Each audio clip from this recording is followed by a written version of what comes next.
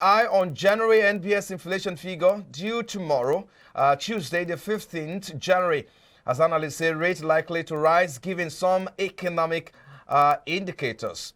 Well, December inflation 2021 reverses downward trends, rising from 15.04% in November to 15.63% in the month of December. Well, the country's inflation figure, which has witnessed steady decline in a successful 8 months, reverses previous trend. December, a situation analysts have described as shocking and surprising. And according to the National Bureau of Statistics, Nigeria's consumer price index rose from 17.21% in November to 17.38% in the month last year. Well, while core inflation, which excludes the prices of volatile agricultural produce, stood at 13.87%, a marginal increase compared to 13.85% recorded in the previous month. But just before we get into the conversation with our guests, let's take a look at the inflation figures for the last 3 quarters now. Just take a look at this now. And if you look at inflation for April, the headline inflation is about 18.12%. While you look at the food inflation, it's about 22.72% in April. So when you get to May, there's a bit downward trend in the headline inflation, but the food inflation has continued to maintain its rise about 22.28%. Well, June, it maintained same status quo, but nonetheless, the food inflation declined to 21.83% last year, June. Well, July, headline inflation was about 17.58%. You said food inflation about 25.03%. When you get to August, headline inflation was a bit down by 17.0%, but the food inflation has continued to decline to about 20.03%. So September, well, you have a bit of a decline in headline inflation there, while food inflation was a bit marginal, had recorded a marginal decline about 1% to 19.57%. The same way we saw the trend in October. And in December, we saw the same trend as well. But if you look at the consumer price index, it has been a bit of concern lately. But let's bring in our guest now, Mr. Mukhtaru Mohammed. He is a CEO, Finance Mukhtaru. He joins us live via the telephone now. Thank you for your time. We appreciate you for joining us today on the program. My pleasure, Frank. Good morning and happy Valentine. And happy vows to you too. Maybe the inflation figure will love Nigeria more tomorrow when we see a reversal in the way it's going. But let me quickly get your analysis of this. What do you predict will happen tomorrow when the NBS finally releases its inflation figure? Remember, it was shocking to most analysts and experts when the inflation figure for December reversed the previous downward trend, settling at 15.63% from 15.04% the previous month. What are your thoughts? Frank, you took it out of my mouth. They have a way of shocking us.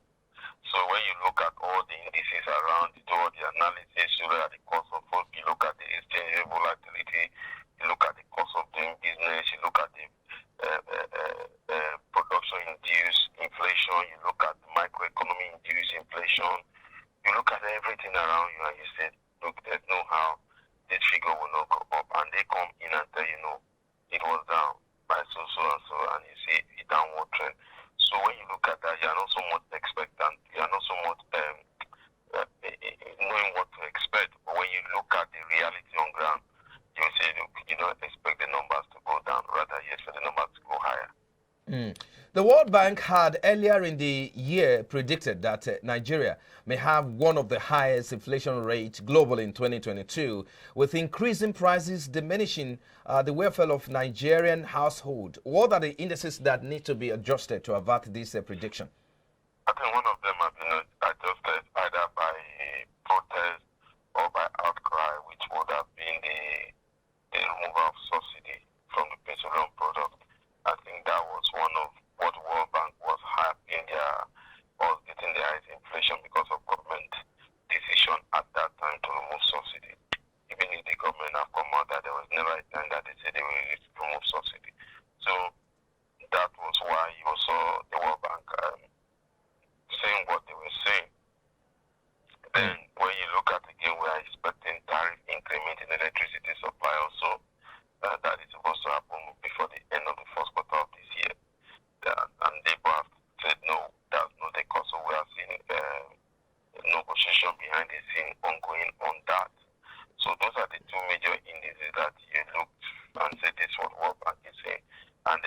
gotten the volatility that comes with the exchange rate, especially when you are not moving subsidy, when you have to, what you earn, you have to use it to bring in petroleum products, and you are not bringing them at a very low rate because of exchange rate. So basically, this was what they looked at and they said, "Look, we experience a hyperinflation this year."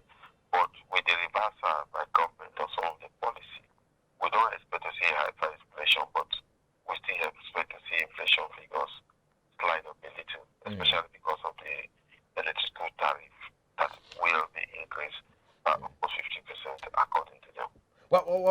There are concerns that the purchasing power of Nigerians is being eroded, particularly with food inflation, which is yet to drop below around 17% or 18% as of December last year. Household expenditure rose to about 56% last year for the average Nigerian.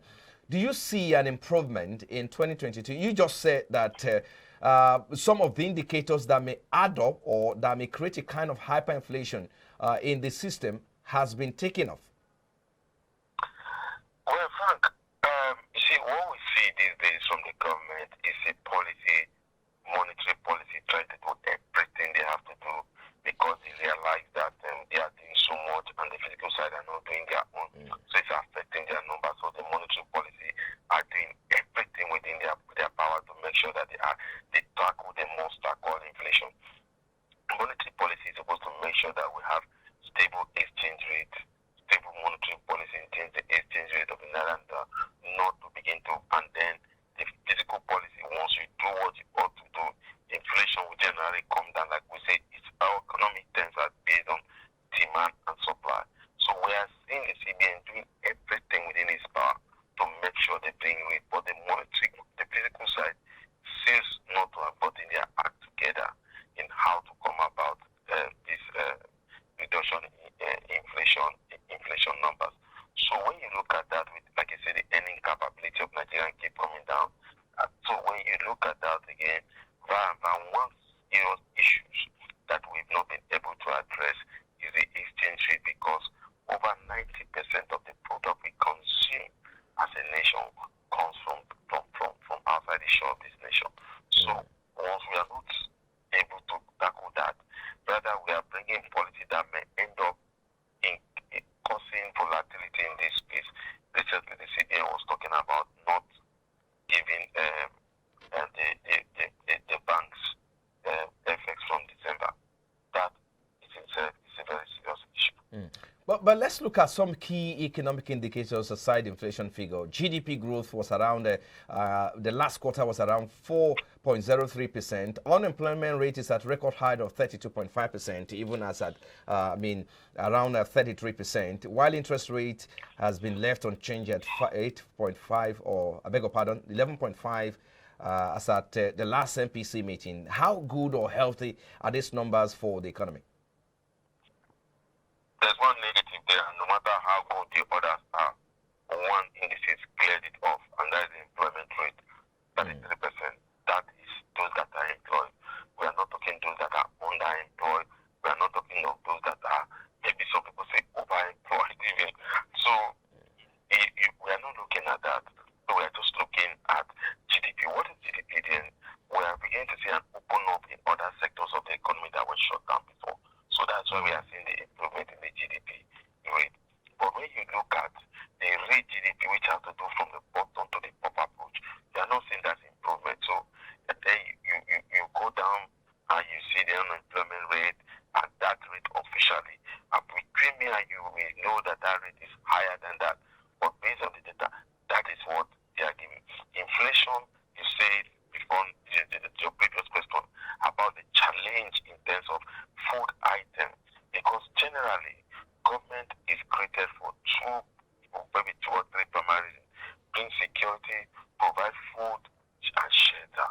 So once we are beginning to have a problem with security, we're having a problem with food security also, and shelter is not even there, then that means the government has a monster to tackle whatever the policy you bring in. These three monsters will be there to make nonsense of this policy. But if you look at the the figure again, the unemployment figure at a high of 33, because there are some people who are saying, or prediction that say the unemployment rate is expected to hit about 34 or 33.5% at the end of 2022. How well do you think the government is addressing this challenge, given some of its economic plans to lift many out of poverty by creating jobs? And if you look at that figure again, if you take 33% out of the workforce, they become useless. So we're talking about productivity now. How significantly do you think this will affect our productivity, and of course vis-a-vis the inflation figure we're seeing and the buying power of the average Nigerian out there today? Frank, you see, the government is doing what they think they can do, because it's not a challenge that was created by this government alone. Is what has been going on with previous government.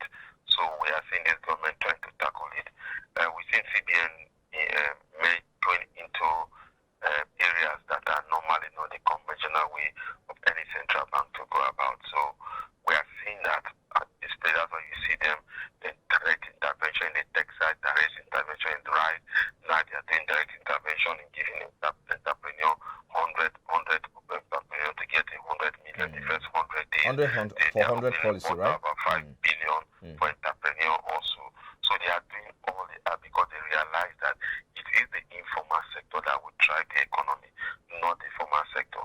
Now the challenge with the informal sector, that we are not seeing the result when CBN channel this form into that sector, is because of the challenge we have in infrastructure. Infrastructure is not all about the roads that we move for. We are talking about power.